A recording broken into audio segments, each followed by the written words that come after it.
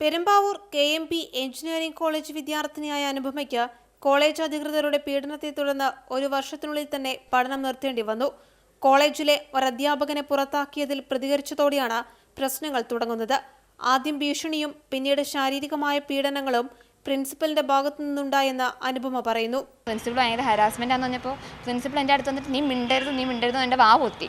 അപ്പോൾ ഞാൻ പറഞ്ഞു, അപ്പം ഞാൻ മാറ്റിയത് പിന്നെ പറയുന്നത് എന്നെ അടിച്ചു. പ്രിൻസിപ്പൽ പറഞ്ഞു നീ പോയി തൂങ്ങിച്ചാവടി, അത് ഞങ്ങൾ വേണ്ട വിധത്തിലാക്കിക്കോളാം എന്ന് പറഞ്ഞപ്പോൾ പോലീസ് പറഞ്ഞു താൻ തൂങ്ങിച്ചത്താൽ സാറിൻ്റെ പേരുണ്ടല്ലോ അഷ്റഫ് അലി, പുള്ളിയുടെ പേര് വെച്ച് ഞങ്ങൾ ആ കേസ് വേറെയാക്കും. പ്രിൻസിപ്പലിനെതിരെ പരാതി നൽകിയപ്പോൾ തന്നെയും സുഹൃത്തുക്കളെയും ബാത്റൂമിലിട്ട് പൂട്ടി.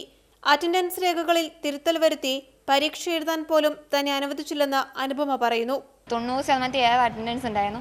ഇവർ പറഞ്ഞു എനിക്ക് അറ്റൻഡൻസ് ഇല്ലാന്ന്. പക്ഷേ എൻ്റെ ഹോൾ ടിക്കറ്റ് വന്നിട്ടുണ്ടായിരുന്നു. ഞാൻ നിർത്താൻ മെയിനായിട്ടുള്ള കാരണം എനിക്ക് എക്സാം എഴുതാൻ പറ്റിയിട്ടില്ല. മറ്റൊരു കോളേജിൽ ചേരാനായി TC ചോദിച്ചപ്പോൾ 5 ലക്ഷം രൂപയാണ് കോളേജ് ആവശ്യപ്പെട്ടത്.